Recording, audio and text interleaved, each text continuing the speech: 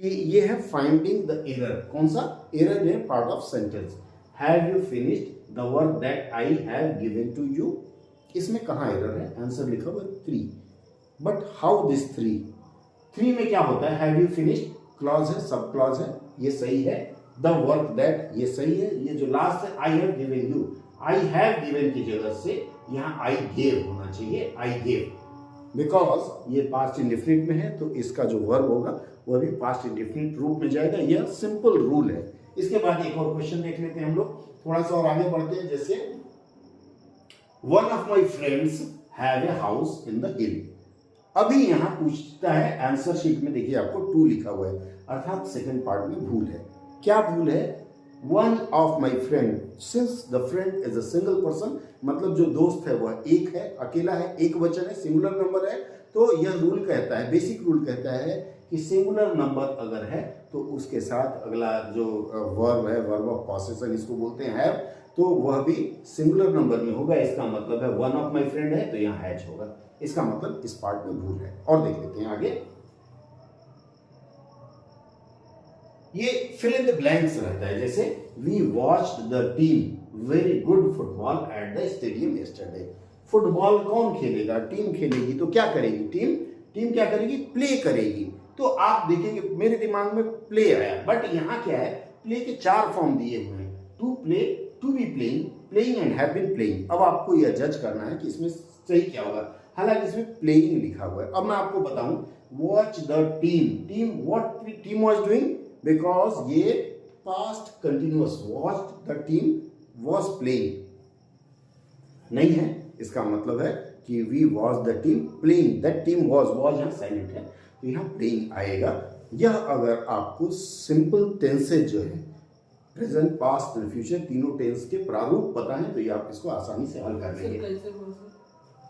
देखिए we watch the team, to play नहीं होगा, बिकॉज टू प्ले अगर होता है तो उसके पहले कोई ऑर्डर देने वाले शब्द होंगे। ऑर्डर होगा, डिजायर होगा, इस तरह का शब्द होगा। I want to go, I want to play, want that is desire, ठीक है। He order to go, he requested to play, अर्थात ऑर्डर होगा, रिक्वेस्ट होगा या डिजायर होगा तब टू प्ले का प्रयोग होगा उसके पहले, अदरवाइज नहीं होगा। To be playing, this is continuous form, नहीं होगा।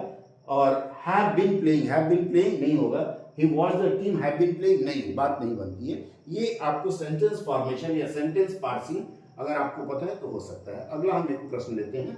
The timely medical attention the patient would have died, sorry, the timely medical attention the patient would have died, मतलब टाइमली मेडिकल अटेंशन नहीं मिलता तो मरीज मर जाता। वुड हैव ये कंडीशनल सेंटेंस है या फिर हाइपोथेटिकल सेंटेंस है।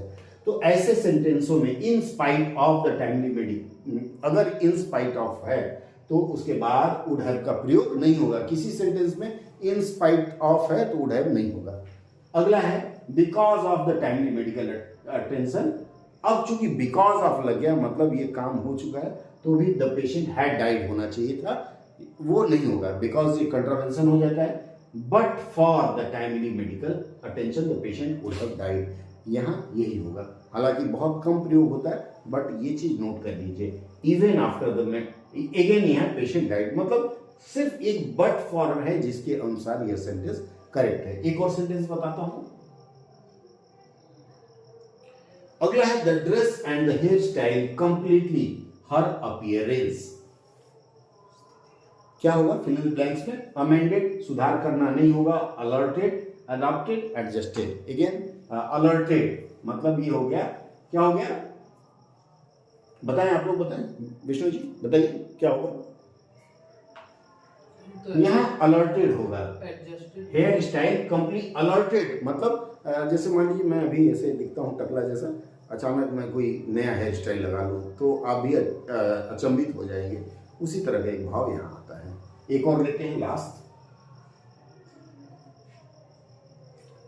The following question select the response which fits the situation.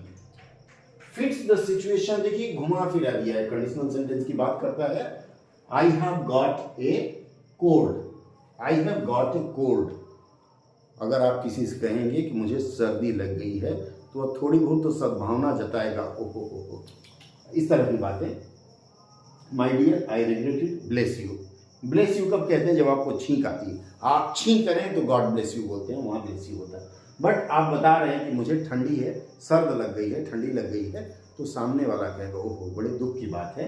तो यहाँ ओह डियर, ओह जो वर्ड है, ओह जो है वह दुख की बात बताता है, इसलिए इसका ऑप्शन लेंगे। एक और ले लेते हैं, when it is going to stop raining I wish.